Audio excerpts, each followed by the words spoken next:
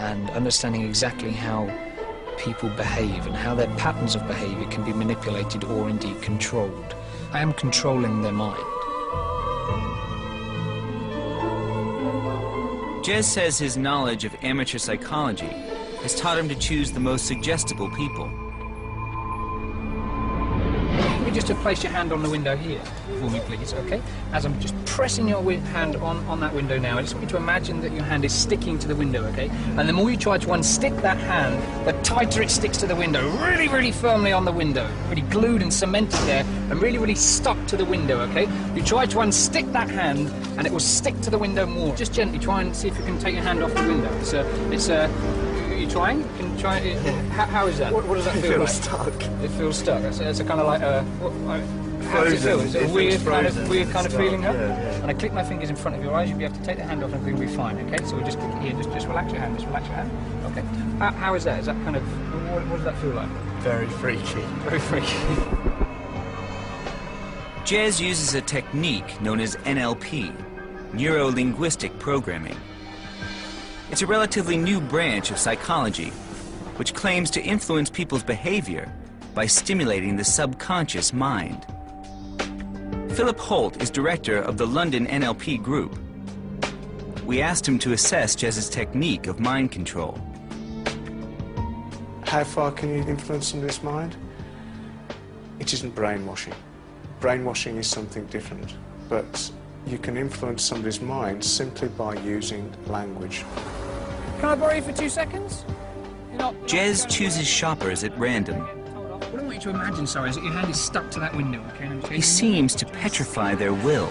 I'm glued and cemented to the window. His technique is to distract the conscious mind to access and manipulate the subconscious. The more you try to unstick that hand becomes glued and cemented to the window. But we need to be certain if it's illusion or a real skill. We'll take a closer look at his technique. Stick that hand is really, really stuck to the window. There's a lot to do with eye contact. Eye contact is very important to maintain their attention. Also, the linguistic techniques that I'm using. The more you try to unstick that hand, telling them to unstick that hand. So I'm subtly telling them to stick the hand to the window. The tighter it becomes stuck. The hand is referred to as that hand rather than your hand, to disassociate the hand from themselves. That disassociates the control that they would have if it was your hand. It becomes that hand. Okay, so look at me here, okay? I'm gonna click your fingers and just relax your hand, all right? Just relax your hand. Yeah, it felt really weird because I really couldn't unstick my hand. It was really strange. It was really strange. I click my fingers and look them directly in the eyes to break the pattern of thought. That ends the effect, simply just like that. So I'm interrupting the pattern of the subconscious mind believing that the hand is stuck to the window by clicking my fingers in front of the face. The biggest challenge facing a mind control expert is to manipulate the choices people believe they're making through free will.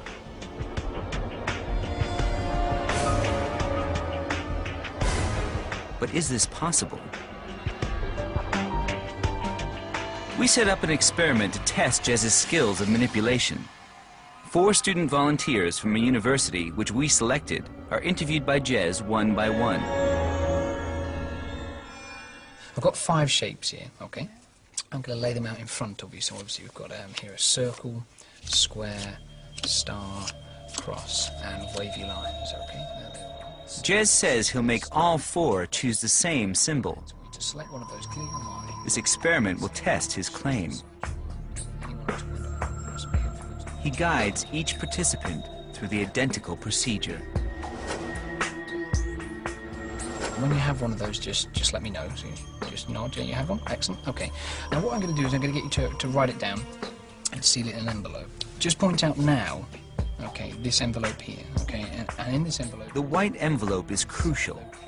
It contains the name of a location which we selected, where the results of our experiment will be revealed. Just draw the shape inside the card there, okay? And when you're done, I just want you to slide it. Next, Jez instructs Amanda to draw her choice of symbol on a piece of card and place it unseen by him in a black envelope.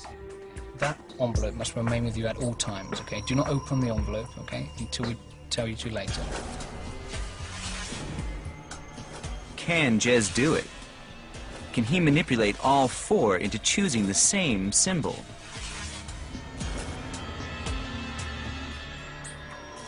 Now you remember this envelope I brought your attention to earlier, which has the name of a location inside. Okay, this is the location where we're now going to go to. I'm going to open this for you now.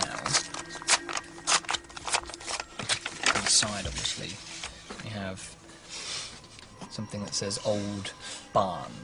Okay, this will all become very apparent when we get there, don't worry. And that's where we're going now.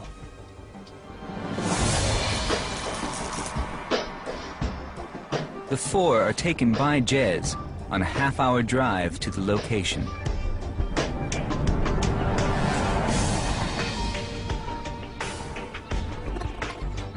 Then, as Jez promised, on a short walk to a decrepit barn.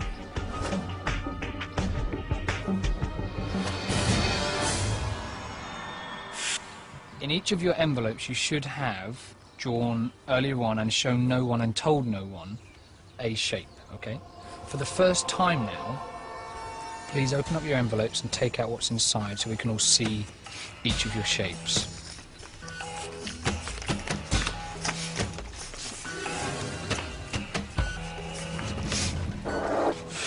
Oh, wow. All four have chosen the star. Excellent. There's something a little bit more special I wanted to show you. It's this.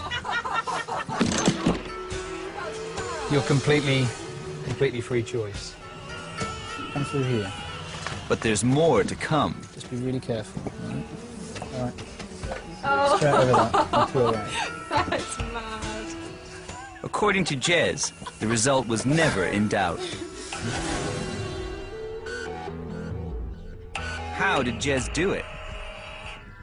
How could he be so sure all four would select the star?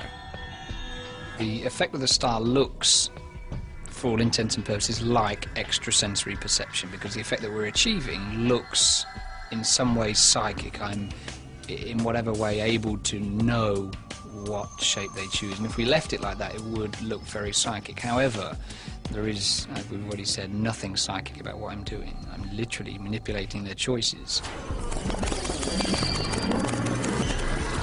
His technique relies heavily on subconscious suggestion, giving his subjects subtle visual and audio clues, which their conscious minds may not even notice. By simply setting up audio cues, Jez is able to plant little seeds in the subconscious mind that the person who's on the receiving end will just have there in the background. And then when something else that is associated with that little seed will start to grow. But let's look more closely. The star is intentionally in the center of that card spread, so it's psychologically balanced, it's symmetrical. So you look at the spread and you look at the center of it is the first thing you see. And when they take their eyes away from it, the last thing they see will obviously be the star because it's there in the center of the spread. Nothing is left to chance. Everything Jez does is designed to direct them to choose the star. Now obviously if I started talking about the square here... the square is eliminated by a bold step. Jez names it to steer his subjects away from choosing it. Because I've mentioned it's been said out loud, you'd probably be likely to be guided towards one of the more unusual shapes, such as the wavy lines across or the star. Next, Jez uses subtle changes in his patterns of speech to make sure the star stands out from the other symbols. So you have obviously the circle, square, star, cross, or the wavy lines. In their mind they're playing over my voice again that's saying we've got the circle, the square, the star, cross, or wavy lines. It's just a very, very subtle pause and subtle beat there, but enough to detect it and enough for that one to stand out inwardly inside their mind. Jez makes sure of success with visual clues. Watch the number of times he uses his hands to suggest a shape, the point of a star. This is actually quite important because if I'm getting a nod and some sort of response from them there, I know that they understand this and they're kind of just going with this. The other thing is also gesturing towards the card, and it's a couple of times tapping the card or actually making physical contact with the card. Subconsciously, that was going in. Subconsciously, they were being referred to that star, that card, all the time. and that influenced their decision. I am, to a certain extent, controlling their mind. They didn't have a free choice. Brainwashing? Hardly. Jez's apparent mastery of linguistic techniques is what makes him extraordinary.